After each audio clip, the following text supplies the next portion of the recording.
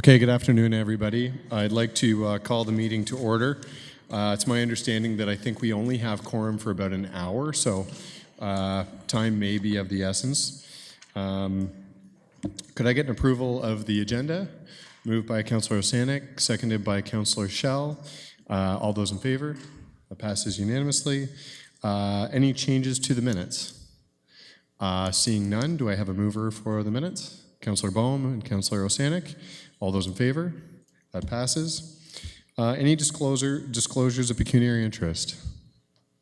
Seeing none, we have no delegations today and no briefings. We'll move on to business item A, 2016 audited financial statements, and if I could get an introduction from staff. Mrs. Kennedy. Thank you, Mr. Chair. So you have before you tonight the 2016 audited financial statements. You will note they're in draft format, which is our practice until they come here to the committee and then they go to council for the final approval of them, and then they'll be finalized and the reports all signed off. So the statements are for 2016. Page 4 of the package is the statement of financial position. And this is just the financial position of the city as at December 31st, so a snapshot at that time. I wasn't going to go through a whole lot of the detail. I do want to just point out there's a couple of things that you'll see that balances have shifted from year to year. Primarily, you'll see the cash position has gone down. And there's a couple of things in terms of cash flow, and there is a cash flow statement that details the shifts back and forth within the financial statement. But you'll notice that part of that is we've increased our long-term investments. So we had some long-term funds that we were able to put into long-term investments, and that maximizes our investment income if we can put them into a longer-term investment.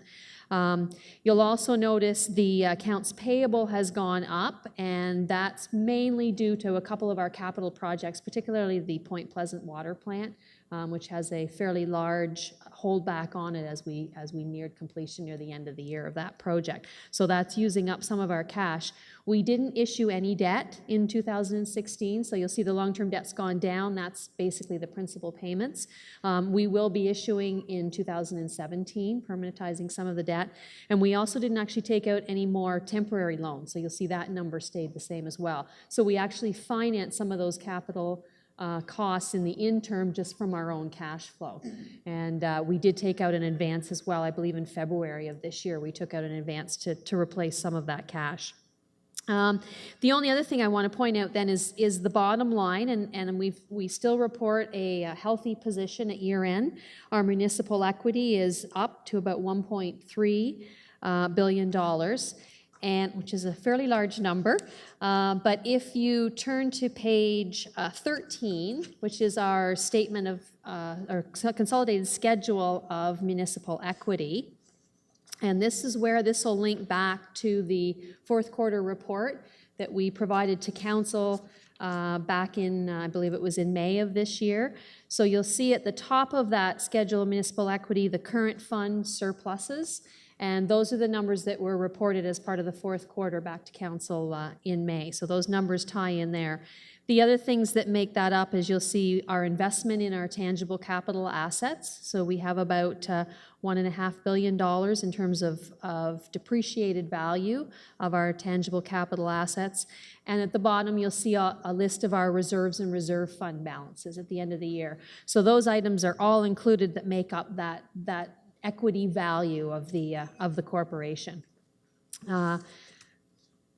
And then the next page, page 14, was the cash flow statement that I had mentioned. I wasn't going to go through any of the notes at all, but I thought, I think the next thing is I'll turn it over to Lori Huber.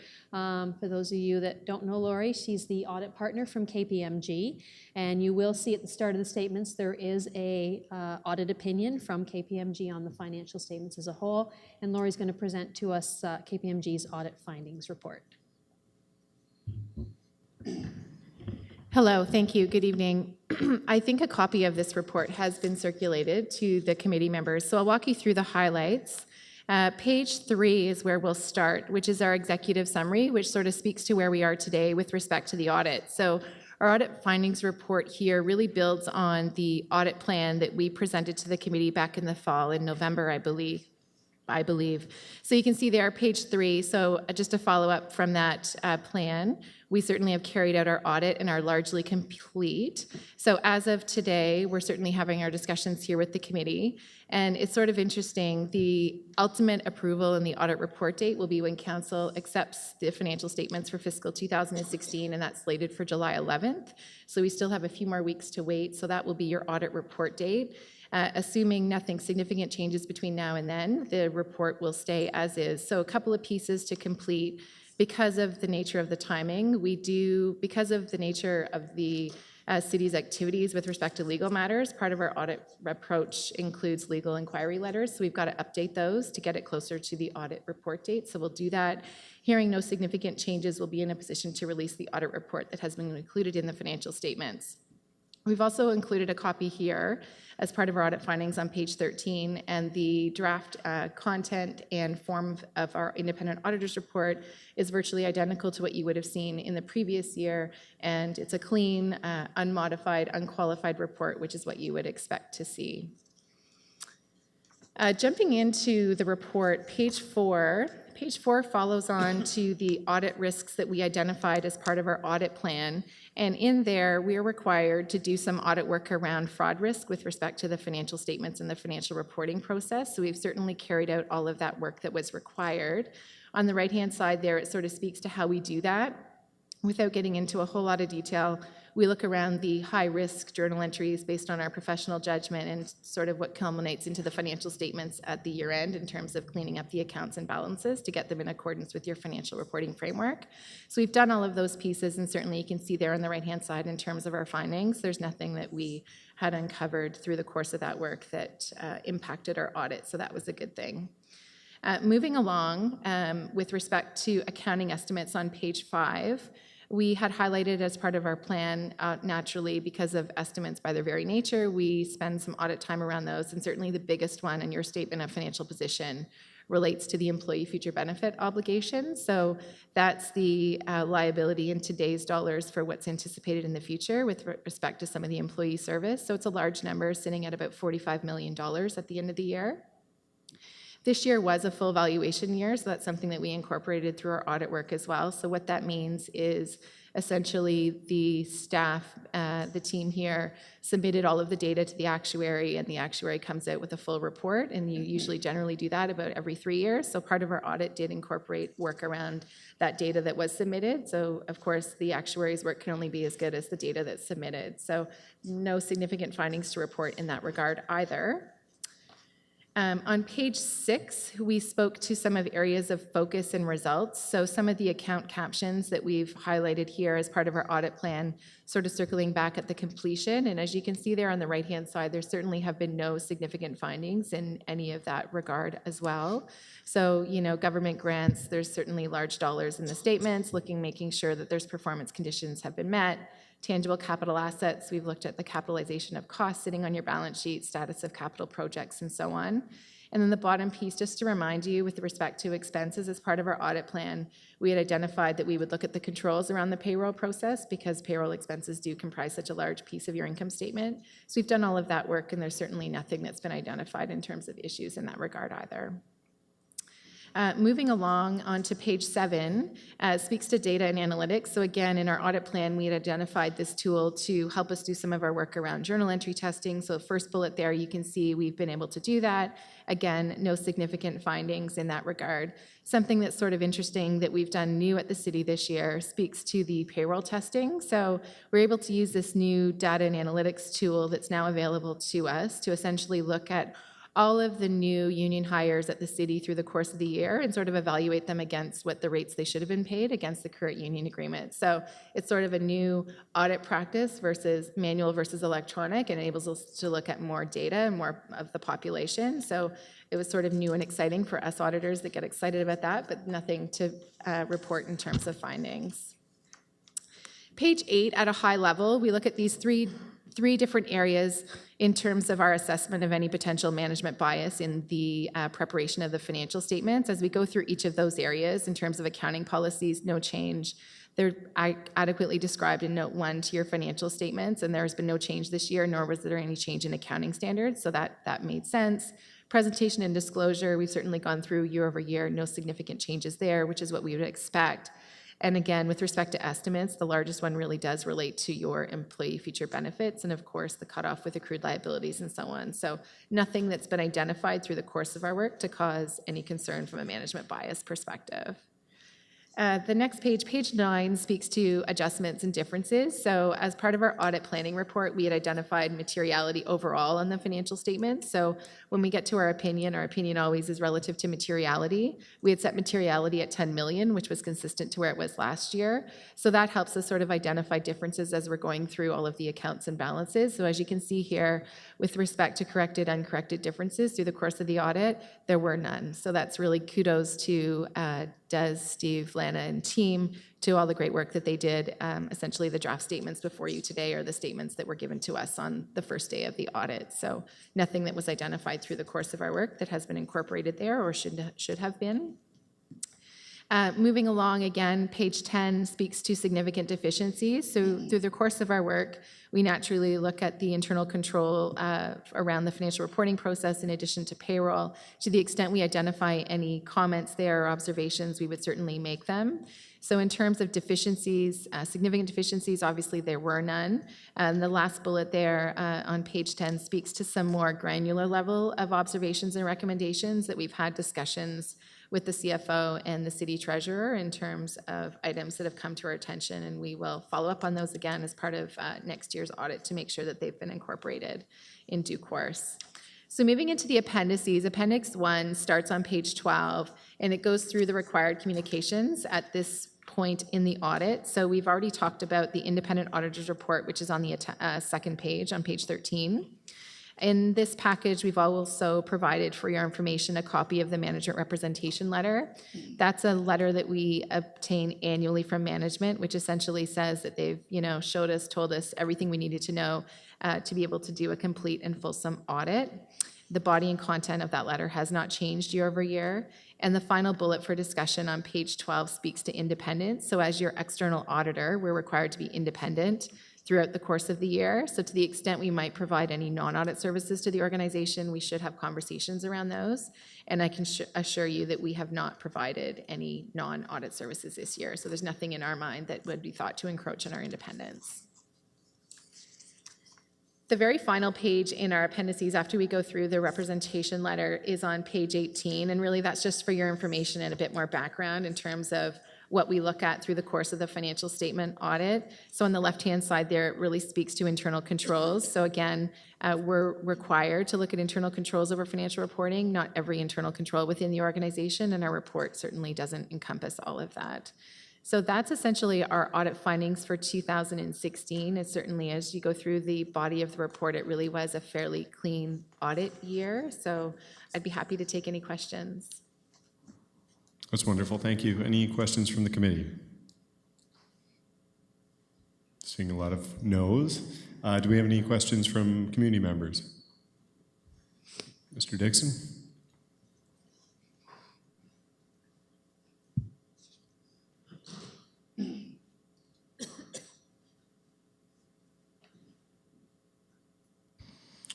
Thank you for your presentation.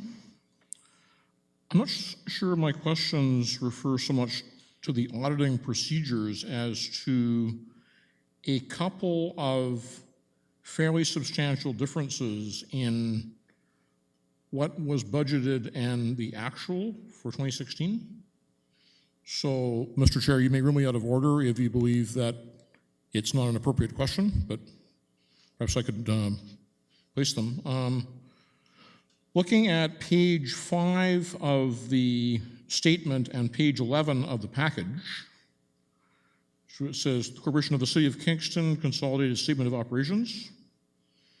So you've got 3 columns. You've got actual 2015, actual 2016, and budget 2016. Everybody there? Looking at expenses, I see protection services budgeted at $75,993,000, and the actual was $77,953,000, so that's an almost $2 million difference. So I was wondering if there was an explanation for that and if it could be given. So that's question number one. And then further down that same section, looking at gas utility, you have actual at $22,526,000 and budgeted at $37,899,000. So that's over a $15 million difference. So I'm just wondering if, number one, if that question is legitimate, and if, number two, some explanation could be provided. Thank you. Very good. Thank you through you, Mr. Chair. So your first question with respect to the protection services, so two things that would be built into these numbers. The first thing, just to mention, so these financial statements are done on a full accrual basis, which is a required from accounting standard reporting standards point of view. So as an example, included in here is depreciation. That's not something we have in the budgets. We don't budget necessarily for depreciation. We don't cash flow depreciation, but on an accrual basis, that has to be included in here. And so that's why these numbers don't match exactly to the fourth quarter report, and why we have the statement of equity that brings it back to our municipal world. So some of that would be in there. The other main thing that's in protection services, which was referred to in the fourth quarter report, was some additional costs within fire with respect to WSIB legislation. So we had some additional costs with respect to changes in that legislation. On the gas utility line, where we had a budget of about 37 million and an actual of 22, I'll also refer you up to the revenue line where it says user charges gas commodity, which was 30 million, and we had an actual of 15. Those two offset, and what that is, so that's the actual cost of the gas. When we budget for that, actually when Utilities Kingston budgets for that, we budget fairly high because we have no idea where the commodity market is going to go for the cost of gas, so we don't want to run out of budget. So you'll see, and for the last few years, this has been the case where we just peg it at $30 million, so that's a high threshold for us, so that we know we've got the budget and we can manage any fluctuations within the commodity. So those two actually offset in the revenue and expense. Good question and good answer. So the recommendation is that the Administrative Policies Committee receive KPMG's 2016 Audit Findings Report for the Corporation of the City of Kingston for year ended December 31st, 2016, and the 2016 audited financial statements of the Corporation of the City of Kingston for year ended December 31st, 2016, and the Administrative Policies Committee recommends that Council receive and approve the audited financial statements of the Corporation of the City of Kingston for year ended December 31st, 2016, attached as Exhibit A. Do I have a mover? Councillor Bohm, seconded by Councillor Osanik. All those in favor? And that passes. Moving on to business item B, City of Kingston Visual Identity Policy. Do I have an introduction for that? Mr. Leger. Thank you, Mr. Chair, members of committee. Probably the easiest way to go through this is maybe give you highlights of the report itself and the policy. So if I could take 10 minutes and speak to the committee about these changes in the policy itself. Of course. In the executive summary, we speak to the fact that the city has a whole number of visual identity symbols, and we'll talk about this a little bit more. Some of them have varying degrees of formality. They're heraldic, and some others, the identifier brand the corporation, or they identify businesses within the corporation. The policy itself has been an evolution. Council, back in the day subsequent to amalgamation, adopted guidelines. And these guidelines have been refined over time by staff, but they sort of set the stage in terms of the authority and use of these symbols, the integrity and maintain the integrity and the rights of the symbol that attach to those symbols. Since then, we've determined that the best way for admin policies and council to deal with this is in our standard form of policy to establish the authority for the use of the symbols and also the roles and responsibilities of council and also of staff in terms of administering these symbols. And that's what's before you this evening. There's also a second element in here that's a housekeeping element, which is that we wanted to formalize and get the proper depiction of the use of the corporate seal. So the one that has been depicted in the bylaw attachment from way back when is not accurate as to the seal that's actually used by the municipal clerk. It's not a big deviation, but it's a housekeeping amendment that we're bringing forward as well. So that's, in essence, the elements of the recommendations that are before you. The changes are also listed on page 3 of 7 of this report. So they're given distinct status in the draft policy. We have tighter controls in this draft policy on the use of the symbols and the fact that they're the city's intellectual property. They're not going to be used by a third party unless they're granted permission by either contract or license, or typically that's how we do that. Roles and responsibilities I spoke of. I spoke of the seal. The other element that's on that page also is that the police have also are phasing out the city's coat of arms on their use of correspondence and official. I don't think they use it on police cars anymore. They used to in the old days. Now they have a stylized logo, but they've applied for their own. They've been granted letters patent just this past year, about a year ago. The design guidelines are also separated from this policy as are procedures. So design guidelines are, where do you place the logo? Is it got to be this size in relation to another logo you might use? And what's the color palette and all those things? They don't belong in a policy. So we've taken them out of there. Whereas in the past, councils of maybe 10 years, 12 years ago used to endorse those guidelines. And it also indicates that the fireworks logo is no longer in use, but you probably see it on vehicles still in the city of Kingston. Once those vehicles have gone past their useful life, then they'll be replaced with the new city logo. So the next pages in the report talk about the heraldic symbols, and I've got Mr. McLeod here if you want a bit of history on letters, patent, and coats of arms and flags and badges, but those are very formal symbol that were assigned to the city of Kingston subsequent to amalgamation. So those uses are identified those elements are identified in policy, and the authority and the uses are also identified in policy. City logo and slogans are corporate logos, and its use, it was updated in 2007. And I think council probably saw those back in 2007. I think we've used a different color palette since then. I think went from blue to red to blue. I don't know what it is anymore, but it's identified in the guidelines. And we talk about business-specific logos and slogans within this report as well. And those are the ones that you're very familiar with, are Kingston Transit, Airport, there's an exhibit, and I think there's one more, the Grand Theater, and also Dash. And then we talk about, and the policy speaks to also the ones that are program, project designs, logos, and slogans that are endorsed by council from time to time or put together by staff, which are the third crossing logo. It's temporary, it's for promotion of the project or awareness to the public of the project and identification of a specific project once the third crossing is built. Then that logo, I don't know if it survives that or doesn't survive that, but that's the purpose of that logo. So in of itself, the policy, which is on Exhibit C, talks about it, and the primary purpose of the policy, if you look at the purpose, is to describe the significance and appropriate use of each type of symbol.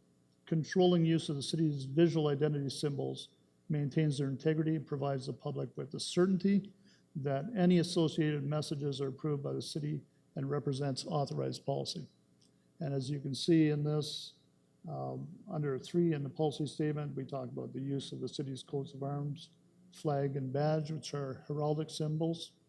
We talk about the use of the seal of corporation, who's got the, what documents and who's got the authority to use the seal of the corporation. Visual identity symbol speaks to the fact that service level agreements, contracts, and licensing agreements will govern as to how these are used by third parties. And it also speaks as to the responsibilities of council, approving the policy, approving the visual identity symbols if they were to change from time to time. Talks about director of communications. We have the acting director, Marielle LaPlante-Wheeler, here with us tonight if there are some specific technical questions to ask. And I should say also that Judy Reichstein, who's with us here also as the web and policy administrator, is the person for the corporation that is standardized, and you'll see some policies come before you in very much the same form, very standard form in terms of purpose, persons affected, policy statement, responsibilities, and it's very structured, and this is what this does to the documents that we used to have back 10, 12 years ago. Other than that, in summary, I think that just wanted to highlight, in terms of the use of the symbol, it's done in application to the Director of Communications Customer Experience. And so if you have one of the commissioners, one of the directors that wants to get into a contract or an agreement with somebody, they will consult with the director as to what the appropriate process is. That's been sanctioned by council, and then they move forward with that, and they know how to use and they know how to license and what kind of form of contract will do that. We also have and will publish on KingNet our own guidelines so that our own departments know how to use these symbols in the appropriate format. And the other business-related symbols, they're under the authority and use of the relative departments. So Director of Transportation Services obviously is the one that governs the use and application of the Kingston Transit logo. Same with the Kingston Airport Manager and the Cultural Director for the Grand Theater and Director of Planning for heraldic things or things of heritage nature. So there's nothing else to speak to the policy at this point in time. We're here for questions. If there's some heritage, heraldic questions, Mr. McLeod's here, Ms. LaPlante-Wheeler, and Ms. Reichstein are here for technical details, but this sort of sets the stage for a more consolidated approach in the use of the visual identity symbols of the City of Kingston. Okay, very good. Sounds pretty straightforward. Do we have any questions from the committee? Councillor Schell. Thank you, Mr. Chair. So I gather from this was kind of a housekeeping exercise, basically, that we had bits and pieces all over the place. This is the consolidation to create an actual firm policy. Would that be right? For the large part, if I could answer that, it's housekeeping, and it brings together the pieces of approval that was given in the past and existing practice.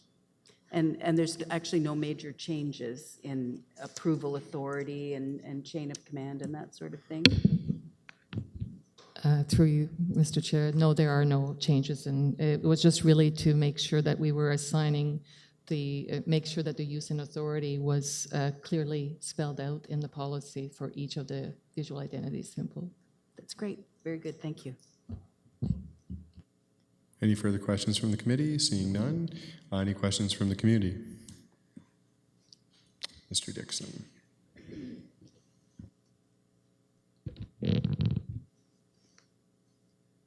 Thank you, Mr. Chair. Thank you, Commissioner Leger, for excellent report and presentation today. I've got a couple of questions. Well, just, for one, I'll just start by praising the design of the City Coat of Arms. It's really an extraordinary creation. So I got one question. I brought along my Grand Theater cap. So I'm a supporter of the Grand, and the thing that's interesting is the crest that's on it is different from the crest that's presented in the report. Right, you just have the Grand Theater, you have some red horizontal markings, and then sort of inset, right? And then you have this. So what I'm wondering is, you're creating a visual identity policy and you're projecting that to let people know that the City of Kingston is running these facilities, and, well, if you see this, then, right, you're thinking about, okay, maybe I'll take a show in at the Grand, or people know what it is, right? You're creating kind of a buzz about it, sort of part of it. So I'm just wondering if the crest should be standardized on, say, any items that are produced for the Grand. I'm just sort of interested why that's different. So that's one question.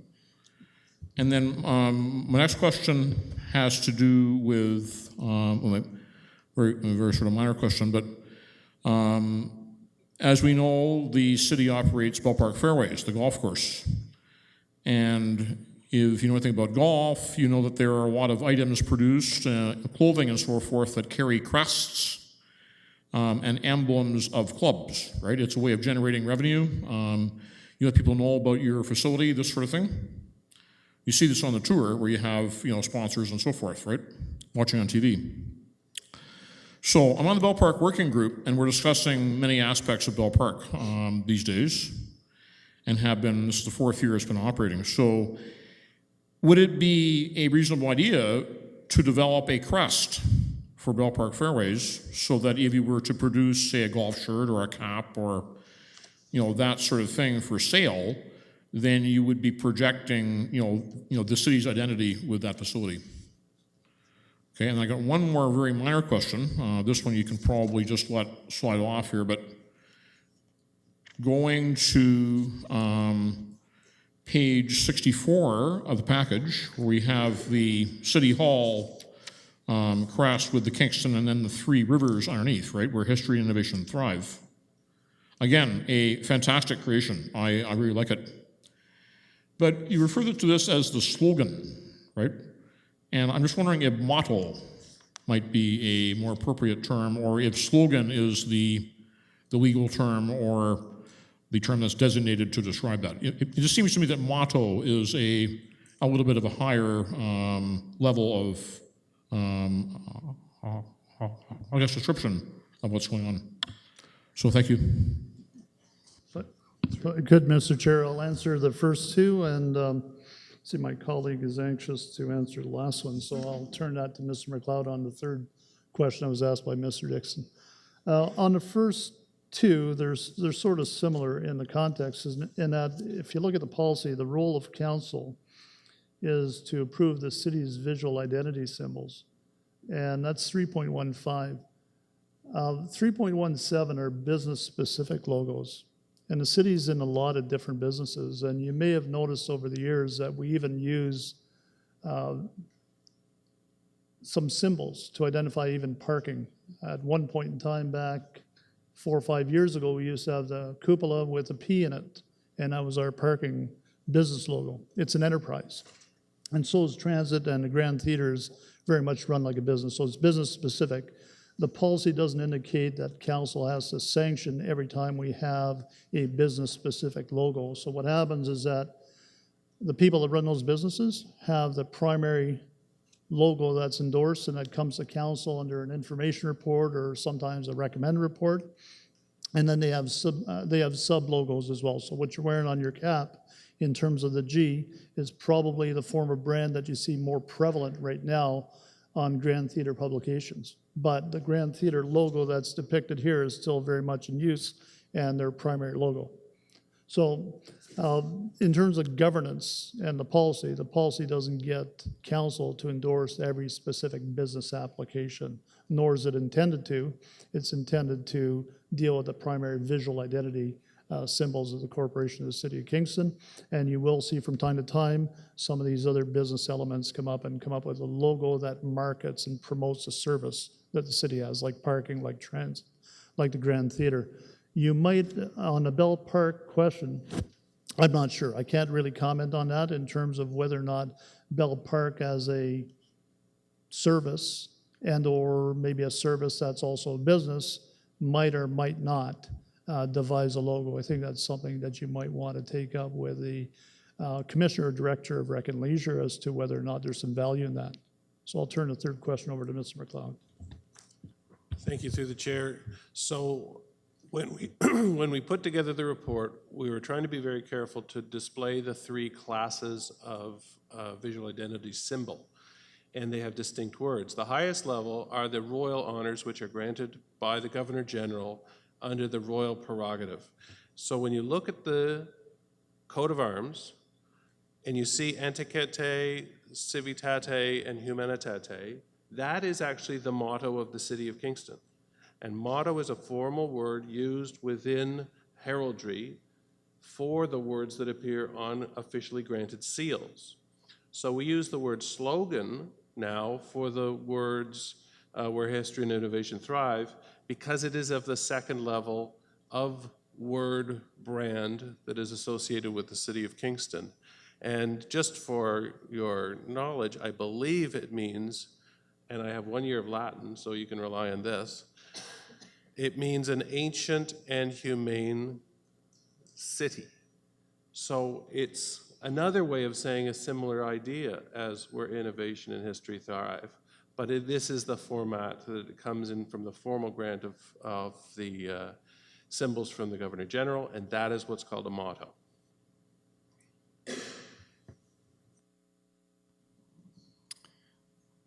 Very good. Do we have any other question? Oh, sorry, we have no questions from the community. So the recommendation is that council approve the City of Kingston visual identity policy attached to this report as Exhibit C.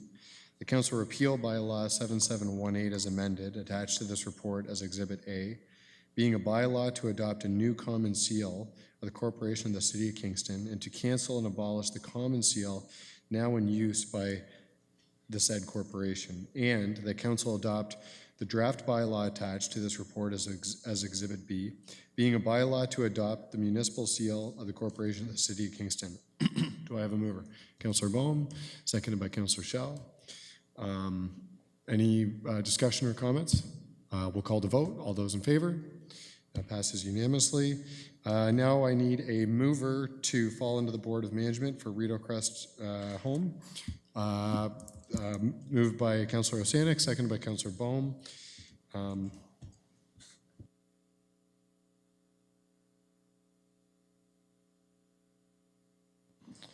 So we call to vote to move into the Board of Management. All those in favor, that passes.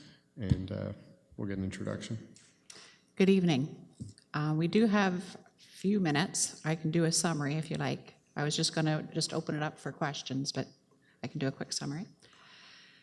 So the report that you have contains information from December 16 to March 17. At year end, the home maintained an occupancy of 99.19%, and year to date is 99.05%. The home submitted 12 critical incidents to the Ministry of Health and Long-Term Care during this period. 4 of these were outbreaks, which included 3 respiratory and 1 enteric. Our influenza vaccine rate resulted in a 90.23% compliance for employees and 98% for residents. And that's the highest it's been for years. The ministry attended the home in December to review 2 critical incidents. The visit resulted in 3 WNs, written notifications, 2 voluntary plan of corrections, and 1 order. The home submitted a compliance plan that was accepted by the ministry. The ministry returned to the home in March to perform a follow-up inspection and place the home back into compliance. Our wait list continues to grow, and we currently have over 400 people on our list.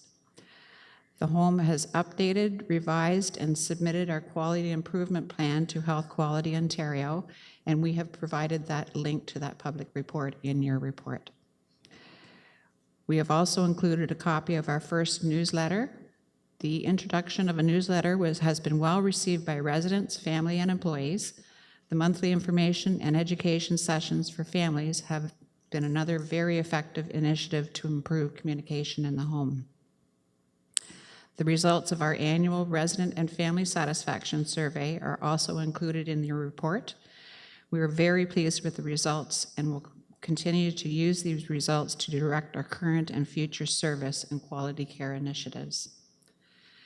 An amending long-term care home service accountability agreement, ALSA, was made between the Southeast Lynn and the Corporation of the City of Kingston regarding services provided at Rideau Crest Home. The amended ALSA now includes required reporting and performance expectations.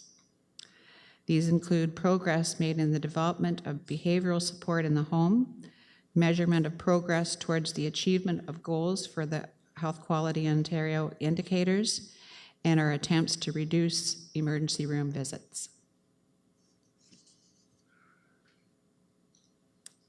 Is there any questions or comments? Do we have any questions from the committee? Councillor Shell.